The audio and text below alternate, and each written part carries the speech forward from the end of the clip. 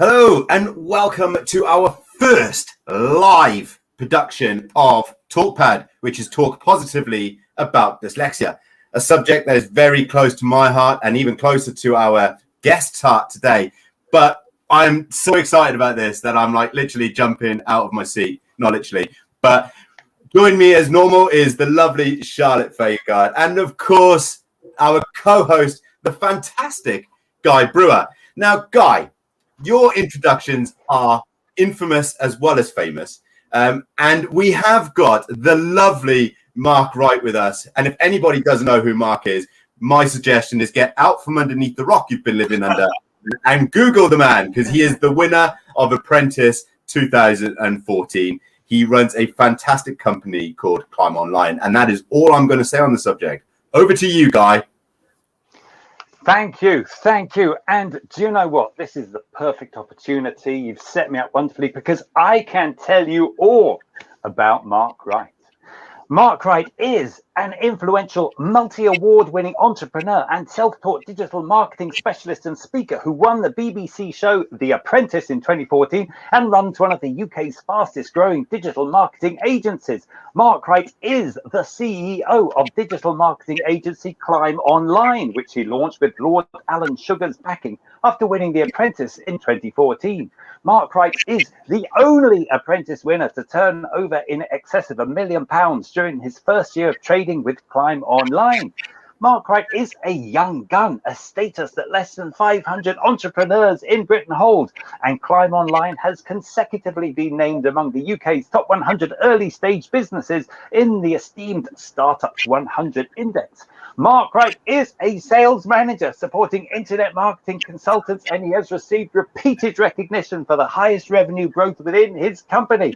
He has over 9 years experience in selling within the digital health and fitness industries, though his first job was washing cars at his dad's business.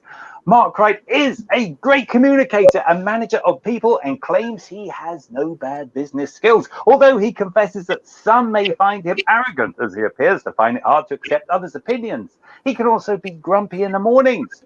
He says he is inspired in business by John D. Rockefeller, Andrew Carnegie, and J.P. Morgan, as they are entrepreneurs that built their own empires. Mark Wright is a big believer in the fact that the best people in business are those who can support and celebrate other people's successes, and that's what he always strives to do, regardless of the treatment he receives in return. Mark Wright is never going to retire, and Mark Wright is dyslexic. Welcome, Mark Wright. I didn't even know some of that about you, Mark. I mean, I'd forgotten I'd said a lot of that stuff. You've been on a dark, deep dive through the Google machine, my friend. I may as well just log off now because I'm not going to be able to top that cunning introduction. Do you know what? I love his introductions, man. I absolutely love it. Guy, well done, mate, on such a fantastic introduction. Yeah. But, you know, genuinely, Mark, you are a phenomenal character. You are a fantastic business mind. And you've achieved so much in your life, right? And yet, like me, you're dyslexic. You probably left school. Probably people told you everything you couldn't do.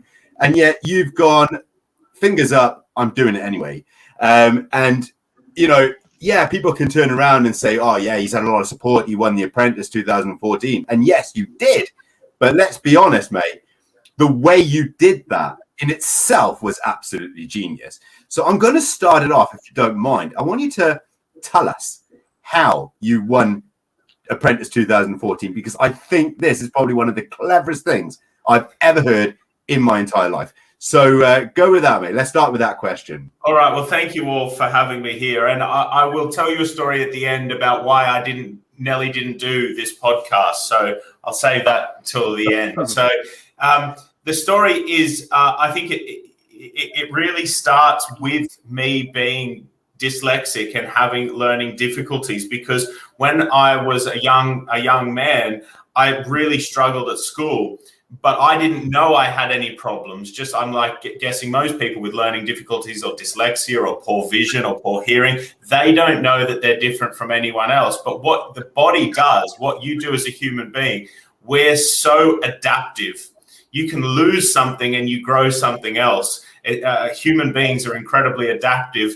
And what I've gained is I can retain information by memory really, really well because I can't read and write. So I can remember things. I can remember statistics, numbers, people's names, all of that stuff, jokes, all of the nicknames. My mind's really funny like that, but it's very analytical. I store things in little drawers and I have a process and I have to follow my own process to do things. And winning The Apprentice was no different. My theory was that 10 series had gone before me. There must have been a pattern formed for people who had won it. So I just went back in time. I'd never heard of the show. I'd never seen the show. I'd never heard of Alan Sugar. He hates it when I say that. But my theory was easy. Go on Wikipedia, look at the 9 winners before me and track that one individual through each series of their show and pick up patterns that they did, the way they acted, things they said when they put themselves forward for project manager, and just map patterns and play the statistical anomaly that if you do what other people have done to win, if you do the same thing, well, you must get the same results. It's happened 9 times before. So I did that, and to say I won easily would be an understatement in my mind. But other people said I struggled. But I won it. And I mean, for me, getting on was the hardest part. There's over 75,000 people in my year that auditioned. So getting on the programs like winning a lottery ticket, winning it, I don't know the statistical probability, but I'd say it's very low. I played the analytical phenomenon, which is just do what others did to get success. You have to get the same results. And I was not going to share that, but I did with people, because what I've realized is you can tell people how to go and be successful. Most people, if you go and tell them to read a book, you tell them the right movies, you tell them the right mentors and tools, they don't go and do it anyway, that frustrates me about human beings more than anything. But if you look hard enough, you can be successful at whatever you want in life because the right tools are all around you. Yeah, you're absolutely right. And I can tell you the statistics of you winning The Apprentice in 2014. It was 1 in 75,000. So that's the answer to that question for you. But we have got some questions that we've written down and that Guy has come up with. And the first question is, how much do the people that you work with know about your dyslexic traits? And the reason why that is such a good question is because until I started doing this show with Guy, I didn't know half of my traits. So, yeah, how do the people know about yours? Well, I guess everyone, not that I've told anyone, but if they've received an email from me, they'll know pretty quickly. That it's all messy. It doesn't make much sense. It makes a lot of sense to me, but caps lock is on. The words are spelt really poorly. The formation of the actual, email or the communication is poor. And it's a bit of a running joke how bad my communication is in writing. So the staff kind of think it's hilarious. And there's these phishing scams going around our company at the moment where people are setting up fake emails pretending to be me and emailing my staff to get us to transfer money to them. But the running joke from the staff is they know it's a scam because it's all spelt correctly, the email, and it's structured properly. So they know it's not me. Yeah, Charlotte vets all my emails before they leave the building, in fairness. So I get that completely. Yeah.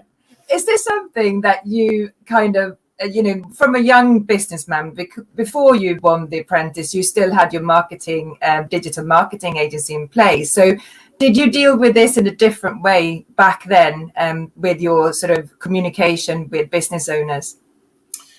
I think being dyslexic has been my greatest gift in business.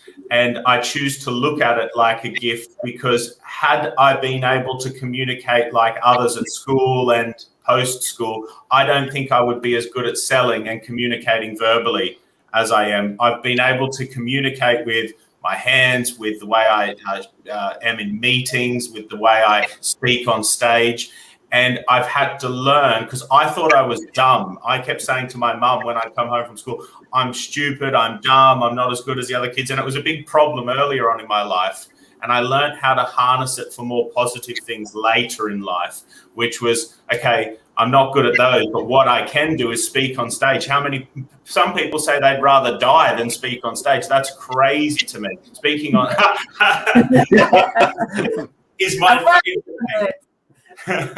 It's the best when you learn to communicate great verbally with people. It's such a gift. So I think I've just learned to look at who I am and what I've got rather than what I can't do, and focus on that. And if you spend all the time thinking about, I'm never going to be able to write a book or write a book without assistance. I get that. I understand that. So I just focus on what I can do. Maybe, even Lord Sugar, Richard Branson, all these guys, they dictate their books. They're writing into a dictaphone. They give it to someone else to type up. There's ways around everything if you think about it in the right positive mindset. Yeah, and it's funny because I'm gonna come in on this one because that's exactly what I do, right? So, I mean, when I left school, it's no secret. Right? My maths teacher told me that the only numbers I ever make up were numbers on the dole queue. For the younger generations, that's the benefits queue, right? I've never been on benefits. I've worked my whole life, and 12 months later, I was in the intelligence corps. Which is quite ironic, really, when you think about it, but I also have always said that actually dyslexia, even though it's a complete nightmare, has actually been one of the best assets I've got, because you naturally become a problem solver. Definitely. Your mind works in a different, I think my mind works completely different from everyone else. And I kind of think I've got a bit of a superpower. I think that superpower is actually called dyslexia, which other people see as a disability. But God gave it to me for some reason. I'm not sure what, but it makes me a lot of money. So I'm pretty happy about the situation as far as I'm concerned. I might not be able to write you a great poem, but I can read you someone else's like it's my own, and then stage fantastically. That's brilliant. That's brilliant. Guy, what questions have you got, mate? I know you got them written down here somewhere. No, I've got some in my head. And okay. I'm really interested because a lot of people have a hard time in school, and there's a couple of things I want to ask. The first is this: what is it? So if you had a hard time at school, and that's at the time when what people say to you can have a big impression, can't it? Because your friends around you that maybe they find things so much more easier. Teachers aren't always complimentary. How did you get from that state, I suppose, into the more positive, workaround frame of mind? Well, school was a very difficult time for me, and I don't miss it one bit. I hated every minute of it while I was there. It felt incredibly like a waste of time. Sitting in a room with other kids, trying to understand information that's being written on a wall in front of you it was impossible for me. It was literally, they might as well just thrown bricks at my head while I was sitting in the chair, because I wasn't getting it. I didn't understand the information. I wasn't retaining it. I wasn't learning. And I think it was through, the style of teaching. I'm a practical learner. If you show me something and I can do it with you, I'll know it forever. If you write some words on a board and say, now do you understand how to do maths? Absolutely not. I also didn't understand the value of some of the things that they were trying to teach me. And I've always thought that I needed skills for life, not skills to learn. Like, I didn't understand Pythagoras' theorem. I've never needed that in the real world. I've never needed any of the stuff they taught me. Okay, spelling and all that stuff, sure, it's really useful. But a majority was a complete waste of bloody time. And I never learned knowing what company's house was, how to pay tax, how to set up a bank account, how to control money, how to invest money. I left school with no skills for life. The most of the skills from life I learned were from playing sport and being in the cadets. I hated the cadets. I absolutely hated it because it was so hard, but it gave me great skills that I use every day in life. And I think school, it needs a full overhaul, because now schools are set up to get kids to pass exams. Yeah. And it's completely wrong.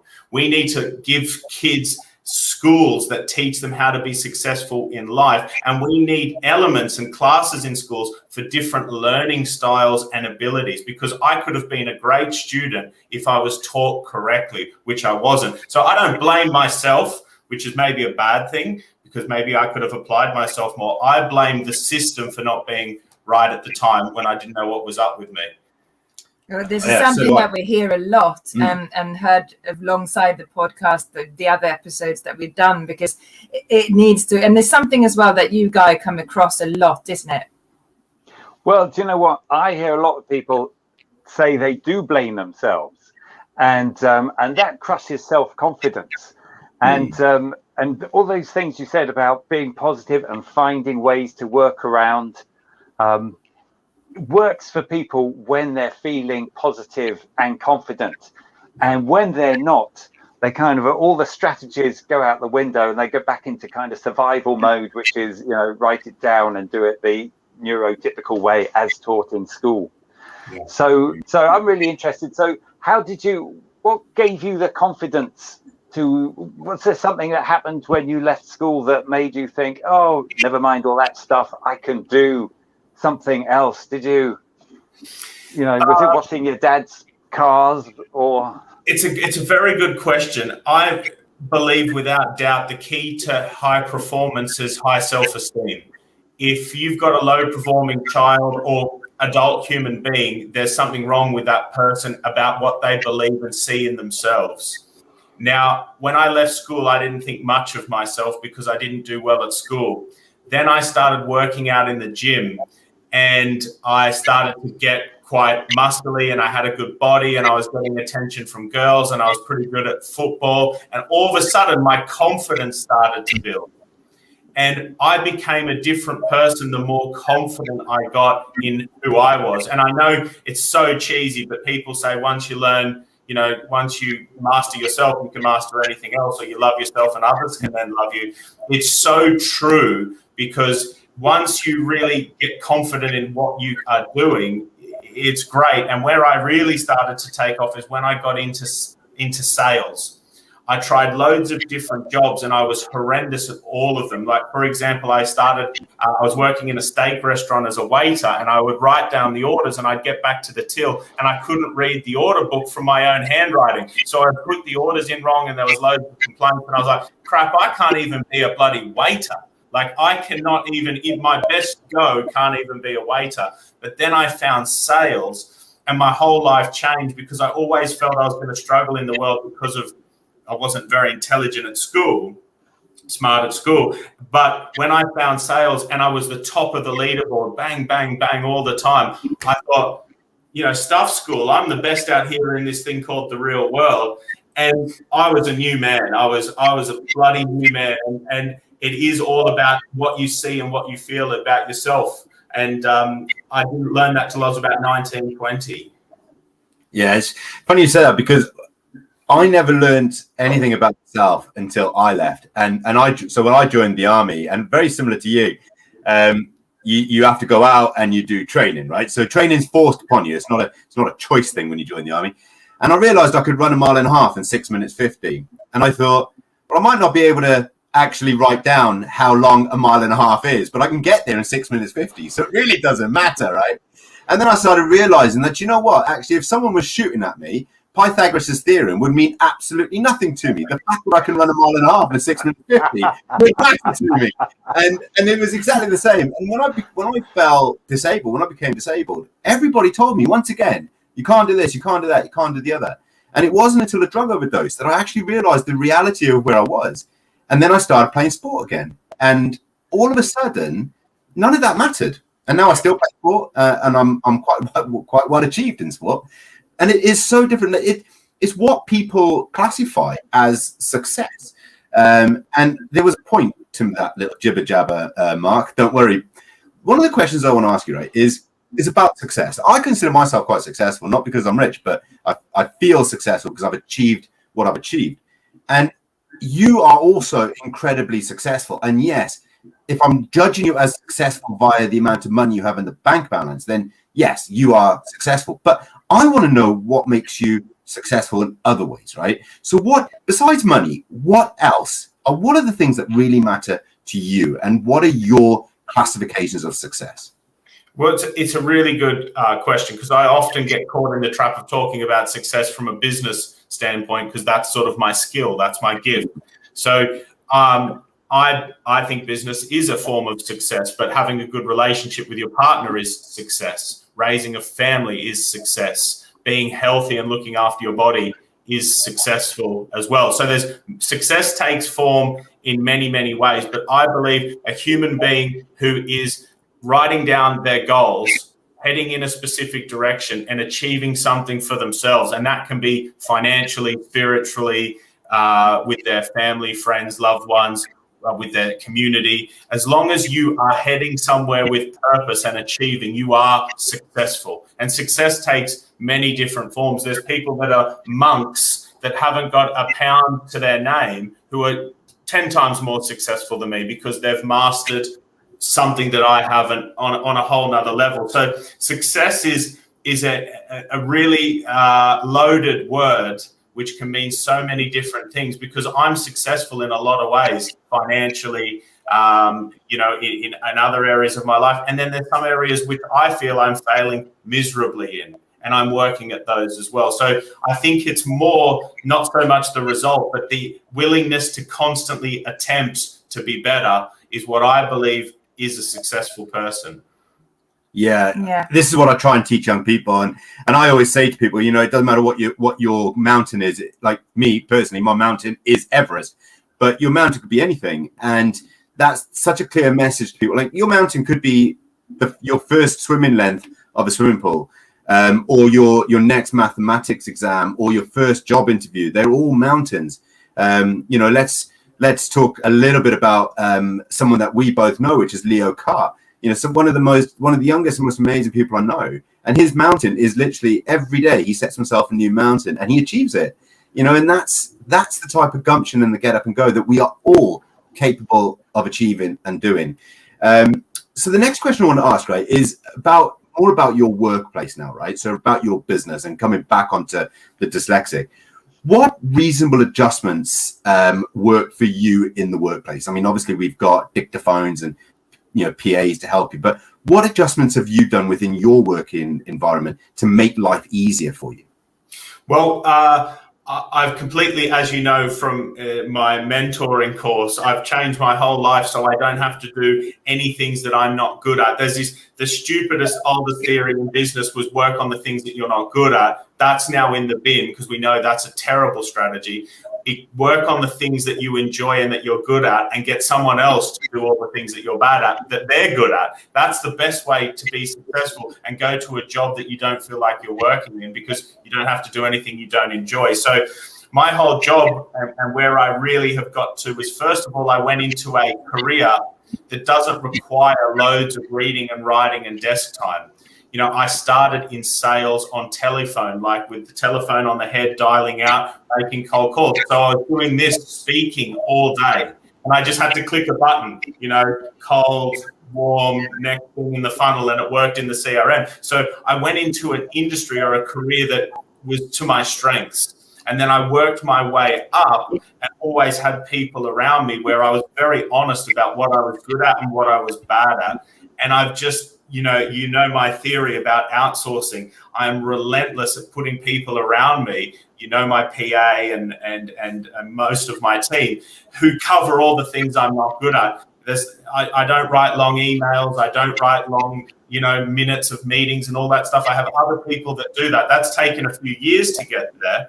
But I've always found strategies, and even when I was first starting out, using tools like freelancers to help me when I needed to write a long proposal where I just couldn't get away from doing what I needed to do, that was hampering me. But listen, it hasn't been bad out here in the real life, because you can just get people around you that support you, and it's all about picking the right career. If I'd gone and been a high court judge and needed to read mountains and mountains of paper, I'd be the worst judge. I'd get through one case every 2.5 years.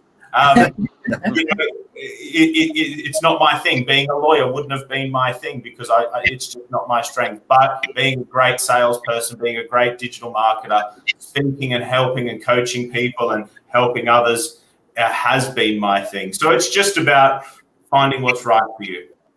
Yeah. I do want to get... Sorry, Guy, what were you saying, buddy? I was just going to say that I feel a bit of a top tip sneaking in halfway through rather than waiting for the end, because putting a couple of things together, isn't it? If you can find that thing, especially when you're young, that you're good at, isn't it? And for a lot of people, it's often sport, but it could be anything, couldn't it? Something that you're good at that gives you confidence, that makes you think, yeah, I can do that. I'm all right. That helps, doesn't it? When you've got to explain to someone, oh, well, I'm not so good at writing all this stuff down. You don't mind it, do you? Because you know you're good at something, so you can afford to be not so good at something else and get a bit of a collaborator to do that stuff for you. So I think, you know, it's so important, isn't it, to be able to find something that you can excel at, that makes you feel good, because then things like dyslexia, which you can't do anything about, don't become such a massive, great cloud as they do for some people, because it's just another part of life that you have to deal with. Definitely. I think that, you know, the hot tip for kids that I give when I speak at schools or universities is forget about money and go and do as many different jobs as possible.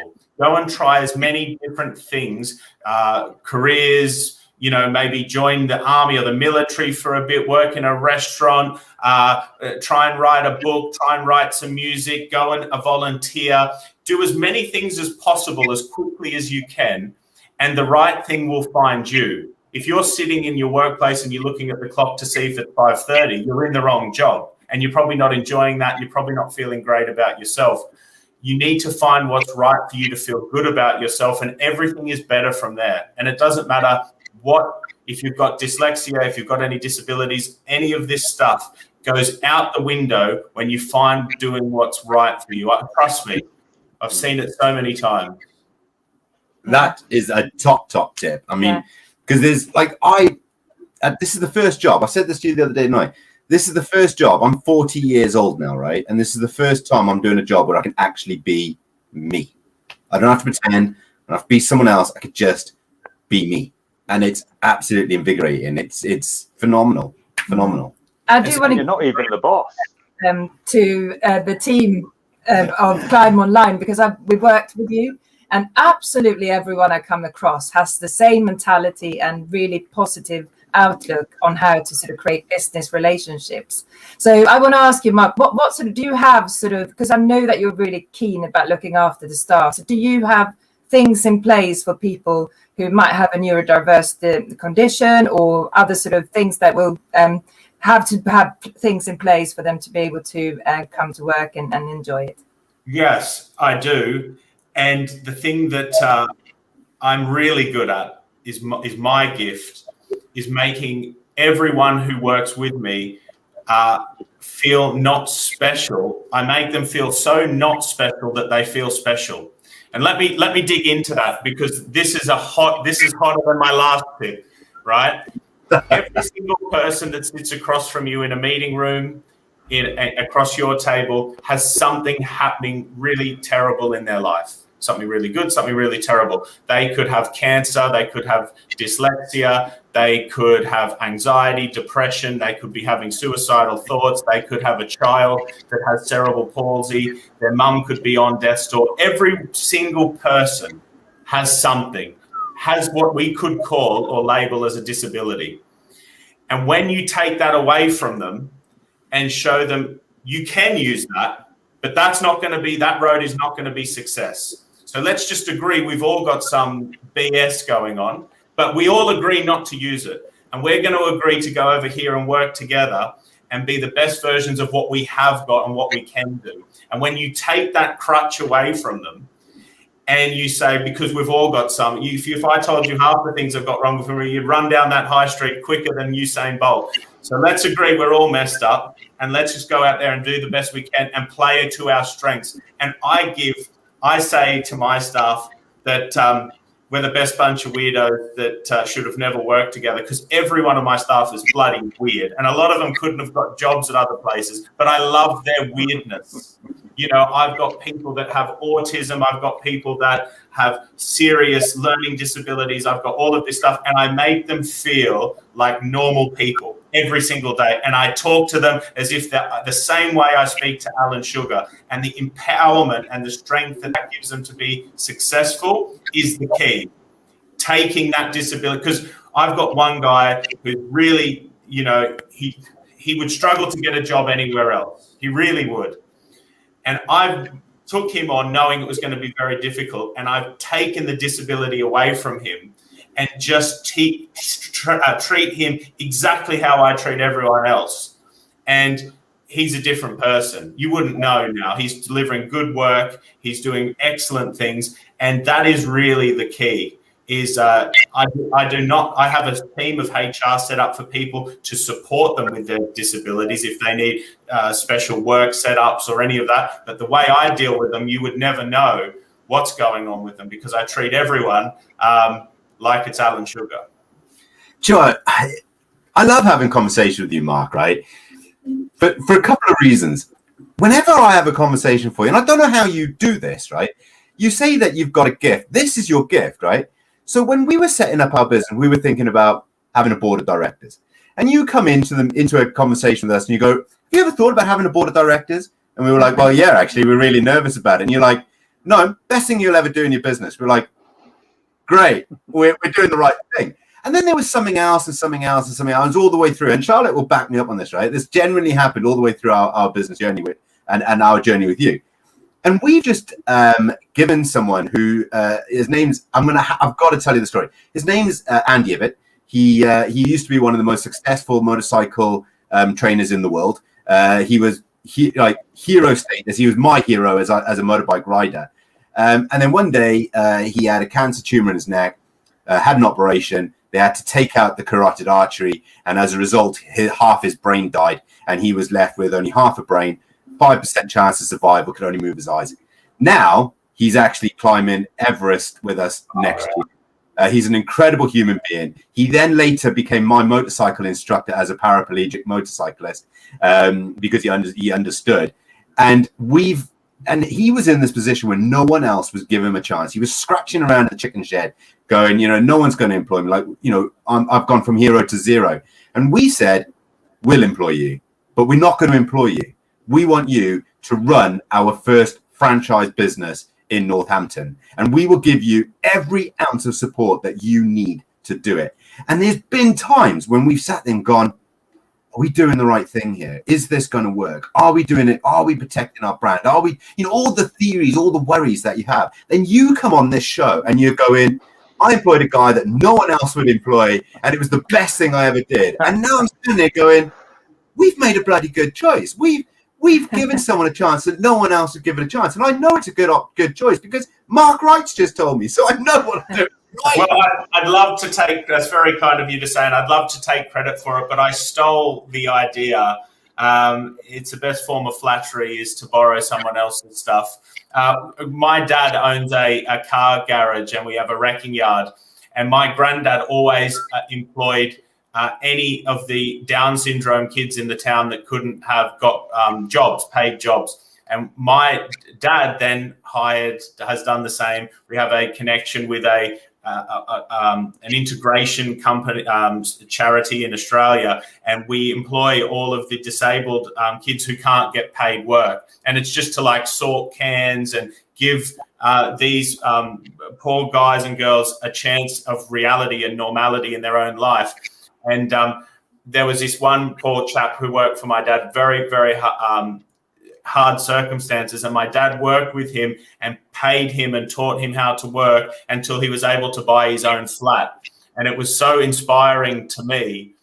And if you met my dad, you would never think he was the type of guy that would do all of this stuff. And he doesn't want anything for it. No one knows that he does it in the background. He just believes that we've been gifted with the ability to be a great businessman and earn money, but we owe it to others to give them an opportunity and to kind of pass it on down the line. So I've always tried to, if I see someone that needs help and needs an opportunity, I take it upon myself to try and supply that. It doesn't always work out, by the way, but actually more often than not it does.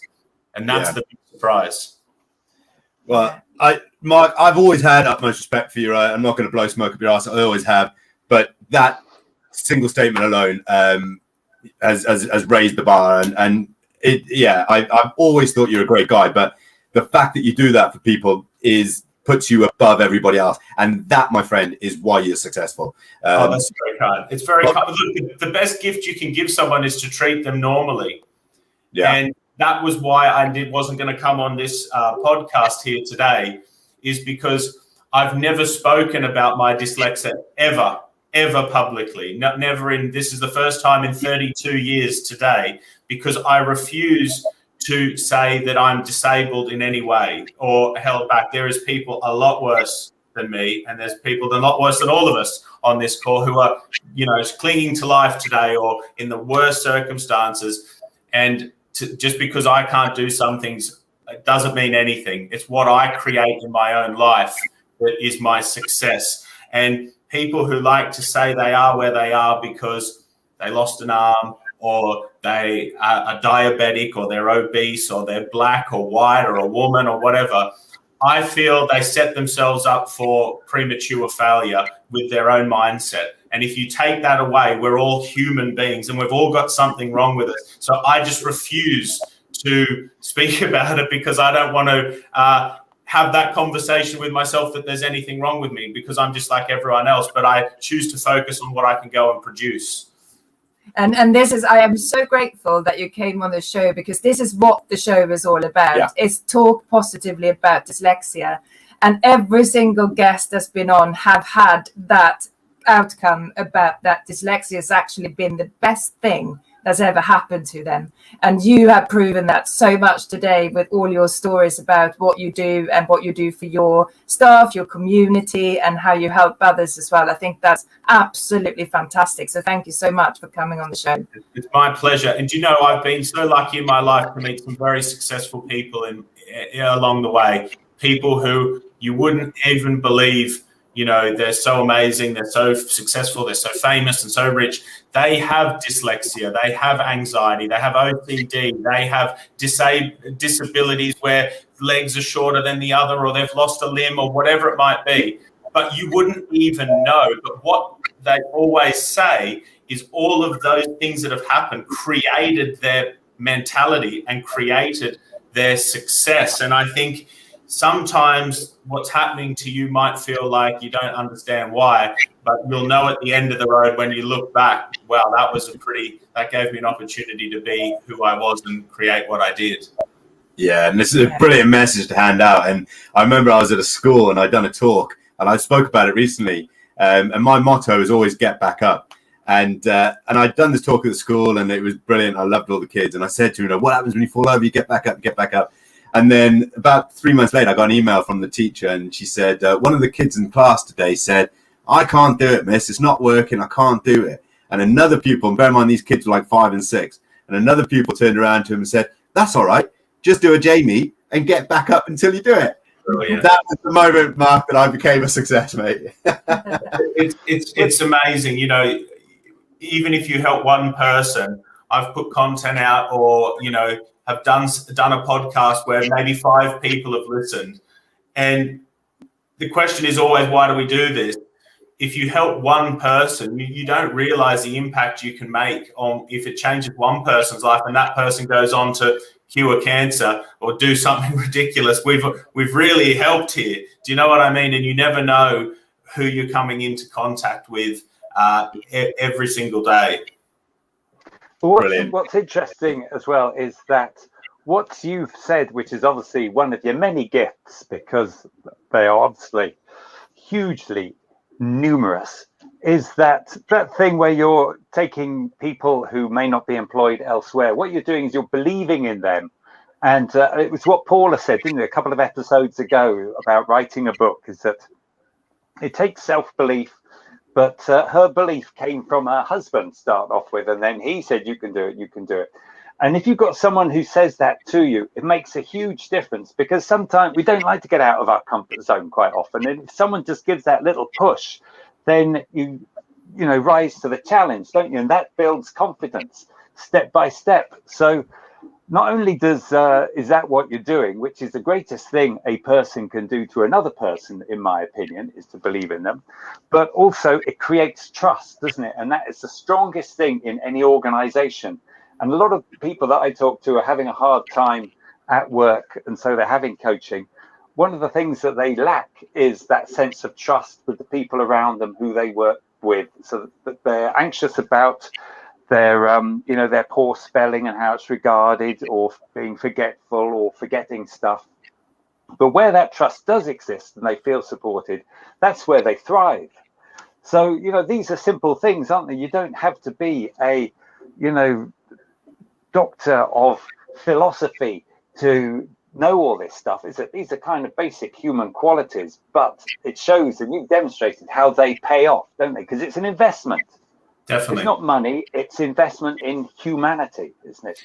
Definitely. I think, but I mean, if you speak to some of my people that I've worked with, I've mentored, who have left my tutelage, they maybe won't say great things, which is okay, because sometimes the best love you can get someone is to tell them the things they needed to hear to become the best version of themselves. And I don't always dilly-dally around what needs to be said to the individual. I just say it, and it sometimes hurts a person, but I sleep pretty easy and well at night knowing that my intentions are to help that person be better and to get out of that self-pity and that environment that they're living in. And if I can restore their confidence and get them to believe in themselves, and even push them to a career, maybe even if it's not with me, to somewhere else, to enable them to be successful, I've done my job. And a lot of people are being out there being really bloody successful in spite of me, to show me, I'm going to show that guy, that dick, that I'm going to go out there and be super successful because he told me X, Y, Z, and now they're off being really successful. What they don't realize is I'm winning, because that was exactly what I was trying to do the whole time.